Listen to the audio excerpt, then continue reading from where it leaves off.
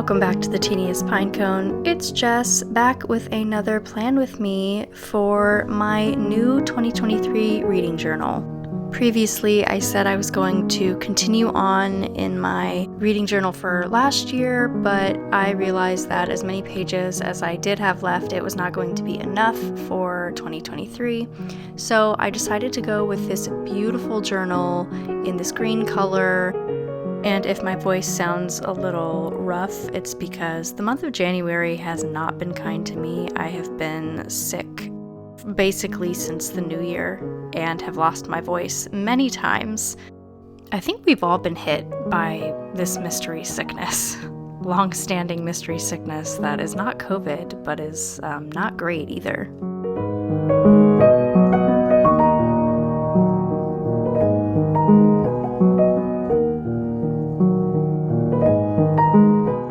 Anyway, getting right into it, in my reading journal last year, I included a picture of a statue that I found on Pinterest, and so I wanted to stay in keeping with that theme. So I found another one. It was beautiful, and it fit the foiling on the outside of the journal.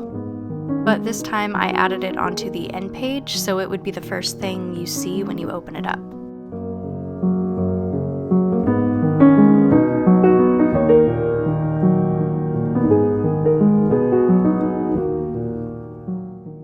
And I don't think the original picture even had this, but I took one of my green Tombow brush pens and drew some moss on the statue, as well as a brown to kind of add in some weathering and aging. One day I want to be at a place in life where I can curate my own museum in, like, my house, though it might be creepy needing to walk through it at night.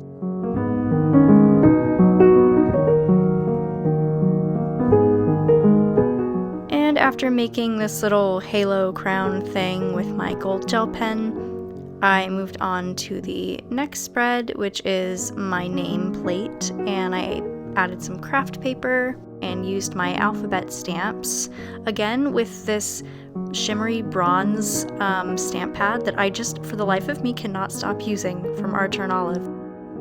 Though these stamps and sticker set here are from Notebook Therapy, I believe it was Light Academia. I'll link it down below.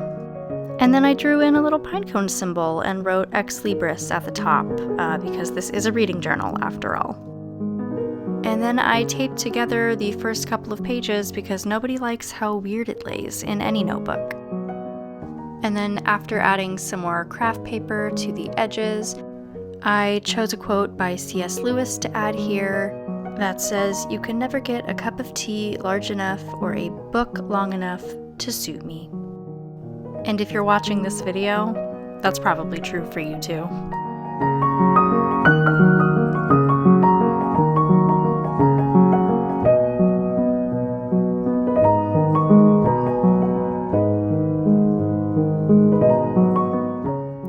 Then I used some washi tape from Notebook Therapy's Dark Academia set to decorate the edges. Went back in with the bronze ink pad and then used my Tombow Fudenosuke brush lettering pen to write the title, and I think it actually looks pretty good.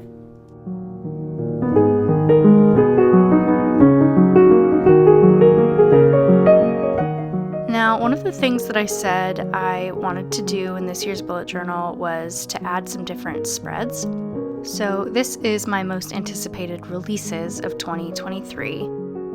I already have a few on this list, but my two main ones are The Stolen Air by Holly Black and A Curse for True Love by Stephanie Garber.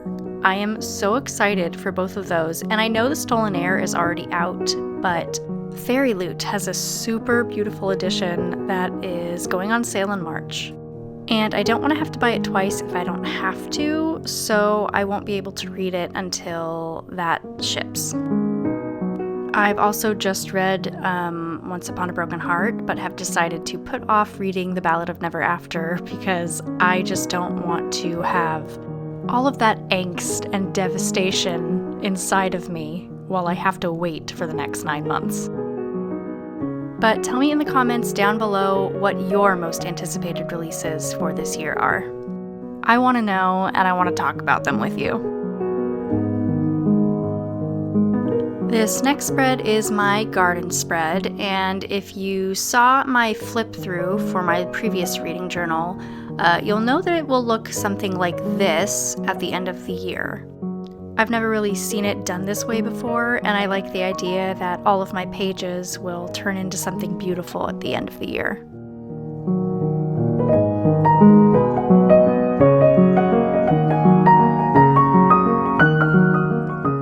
Next up is my reading tracker, which has not changed at all from last year, except that I had room for a few more boxes. I think I did 74 last year, and this year I did 78. Although, like last year, I will definitely not be using all of them. This next spread is going to be for all of my 5-star reads of the year, and so far I've read 8 books, and one of them has been 5 stars. And that is the novella in the Cruel Prince series, or the Folk of the Air series, How the King of Elfhame Learned to Hate Stories. And that is actually the first series that I put on this series tracker. Obviously, I've checked them all off at this point, and the series after that is the Once Upon a Broken Heart series, or the Broken Heart series, I think Stephanie Garber called it. So if you have any recommendations for any more high fantasy series, do let me know.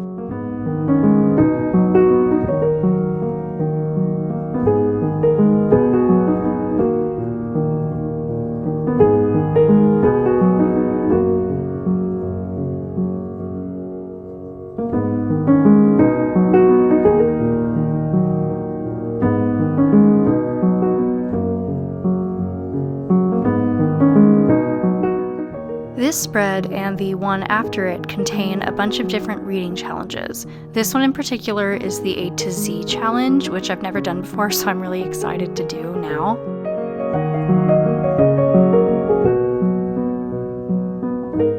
For the alphabet list, I used a different stamp set that I got from one of the quarterly subscription boxes from Archer and Olive. Let's ignore how dirty my stamp pad is. I think at this point I already have C, H, K, O, and W. So we're off to a good start. Next up, I got this Ultimate Reading Challenge for Christmas from Barnes & Noble, and so I decided to take 18 from this list plus one of my own choosing and make each challenge into its own little flower pot. So every time I complete a challenge, I will be drawing a flower or some kind of plant out of that respective pot.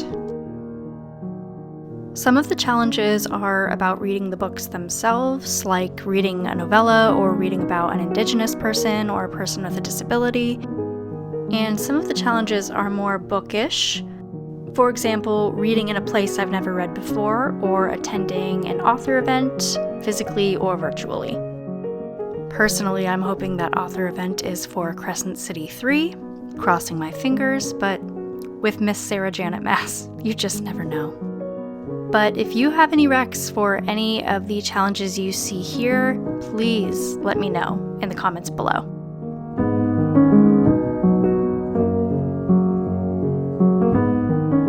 And now we have arrived at the final flip through. I can't wait to fill out all of these spreads. It's going to be a fun adventure in reading this year for sure. And if you have made a reading journal this year, link me down below. I would love to see what your challenges are. As always, thank you for watching. I'll link any of the supplies that I've used down below as long as they're still available. And I will see you next time.